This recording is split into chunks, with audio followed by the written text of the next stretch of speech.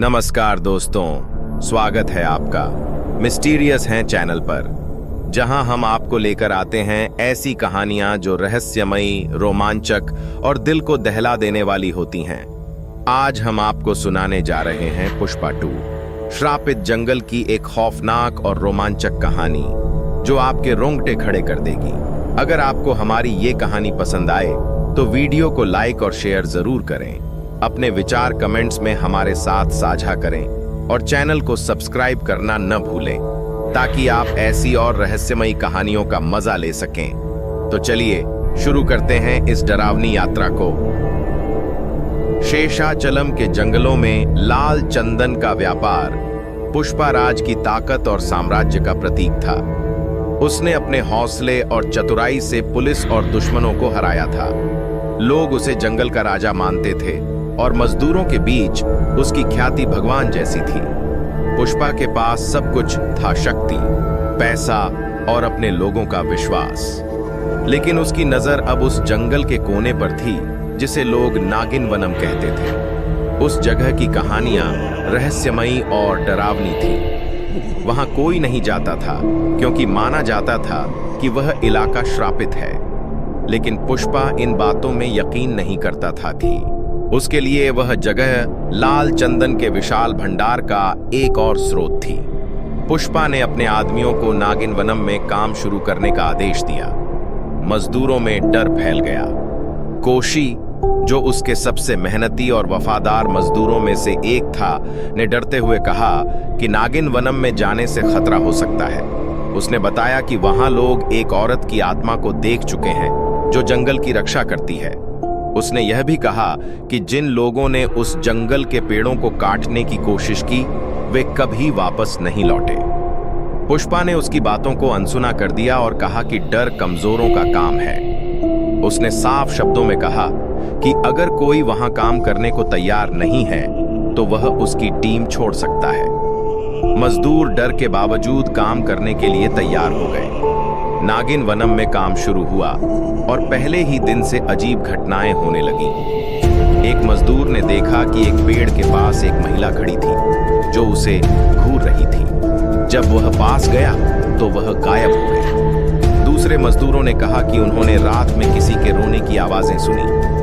कुछ ने दावा किया कि पेड़ों से खून जैसा लाल रस बह रहा था। मजदूरों के बीच खौफ बढ़ता जा रहा था, लेकिन पुष्पा ने उन्हें समझाया कि यह सब उनकी कल्पना है। उसने कहा कि यह किसी दुश्मन की साजिश हो सकती है जो उन्हें डरा कर भगाना चाहता है। पुष्पा का यह अंदेशा सही भी था।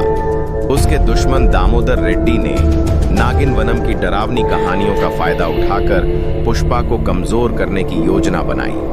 उसने अपने आदमियों को जंगल में भेजा ताकि वे मजदूरों के बीच डर पैदा कर सकें। लेकिन उसके आदमियों ने जब नागिन वनम में कदम रखा तो उनमें से कोई भी वापस नहीं लौटा। दामोदर को समझ में नहीं आया कि उसके आदमियों के साथ क्या हुआ। इस बीच पुष्पा के मजदूरों ने काम छोड़ना शुरू कर दिया। उन्होंने कहा कि वे अब और ज्यादा इस जंगल में नहीं रह सकते। एक रात जब पुष्पा कैंप में सो रहा था तो उसने अचानक जोर से चीखने की आवाज सुनी। वह दौड़कर बाहर गया और देखा कि एक मजदूर की लाश जमीन पर पड़ी थी। उसका चेहरा डर से सख्त हो चुका था और उसकी आंखें चौड़ी खुली थीं, मानो उसने कुछ भयानक देखा हो। पुष्पा को पहली बार लगा कि कुछ तो ऐसा है जो उसकी समझ से बाहर है। अगले दिन वह जंगल के पास रहने वाली एक बुजुर्ग महिला रुद्रम्मा के पांडियत के पास गया। रुद्रम्मा ने उसे बताया कि नागिन वनम एक पवित्र जगह थी। सैकड़ों साल पहले नागवती नाम की एक महिला ने इस जंगल की रक्षा के लिए अपनी जान दे दी थी, लेकिन इंसानों के लालच ने उसकी आत्मा को अशांत कर दिया। अब वह आत्मा हर उस इंसान से बदला लेती है जो जंगल को नुकसान पहुंचाने की कोशिश करता है। रुद्रम्मा की कहानी सुनकर पुष्पा ने उसे गंभीरता से लिया। उसने जंगल के मशहूर तांत्रिक भोला को बुलवाया। भोला ने जंगल में अनुष्ठान किया और पुष्टि की कि नागिन वनम में वास्तव में एक आत्मा का वास है। उसने कहा कि यह आत्मा बहुत शक्तिशाली है और इसे शांत करना आसान नहीं होगा। इसके लिए बलिदान देना होगा। पुष्पा ने पूछा कि उसे क्या करना होगा। भोला ने कहा कि उसे अपनी सबसे प्रिय चीज का बलिदान देना होगा। इसी दौरान जंगल में घटनाएं और भयावह होती गईं। मजदूरों ने कहा कि उन्होंने एक महिला को हवा में लटकते हुए देखा। कुछ ने कहा कि उनके कैंप के चारों ओर अजीब रोशनी दिख रही है। मजदूरों का डर इतना बढ़ गया कि वे काम छोड़कर भाग गए। पुष्पा ने फैसला किया कि वह खुद नागिनवनम जाएगा और सच्चाई का सामना करेगा। श्रीवल्ली ने उसे रोकने की कोशिश की, लेकिन पुष्पा नहीं माना। उसने कहा कि वह डर कर पीछे हटने वाला नहीं है। नागिनवनम में पहुंचने पर पुष्पा ने पहली बार नागवती की आत्मा को देखा। वह सफेद साड़ी में लिपटी हुई लंबे बालों वाली महिला थी। उसकी आंखों में आग जैसी चमक थी और उसकी उपस्थिति से पूरा जंगल कांप रहा था। नागवती ने पुष्पा से कहा कि उसने जंगल को नुकसान पहुंचाकर बहुत बड़ी गलती की है। उसने चेतावनी दी कि अगर उसने जंगल को छोड़कर जाने का वादा नहीं किया तो उसे इसका खामियाजा भुगतना पड़ेगा। पुष्पा ने नागवती से माफी मांगी और कहा कि वह जंगल को और नुकसान नहीं पहुंचाएगा। लेकिन नागवती ने कहा कि केवल माफी से कुछ नहीं होगा, उसे अपने लालच का त्याग करना होगा। पुष्पा ने अपनी पूरी संपत्ति, लाल चंदन के भंडार और जंगल पर अपने अधिकार को छोड़ने का फैसला किया।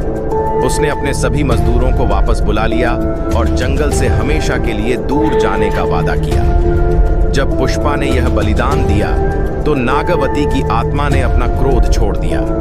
उसने कहा कि जंगल अब शांत रहेगा, लेकिन अगर कोई फिर से इसे नुकसान पहुंचाने की कोशिश करेगा तो वह वापस आएगी। पुष्पा और श्रीवल्ली ने जंगल को हमेशा के लिए छोड़ दिया। नागिनवनम में शांति लौट आई, लेकिन लोग कहते हैं कि अब भी वहां रात में एक महिला की हंसी सुनाई देती है। कुछ लोगों का कहना है कि वह जंगल अब भी नागवती की निगरानी में है। क्या नागवती वाकई शांत हो गई थी या यह केवल एक नई शुरुआत थी? तो दोस्तों, ये थी पुष्पा 2, श्रापित जंगल की खौफनाक और रहस्यमयी कहानी। क्या नागवती की आत्मा वाकई शांत हो गई थी या यह सिर्फ एक नई शुरुआत थी?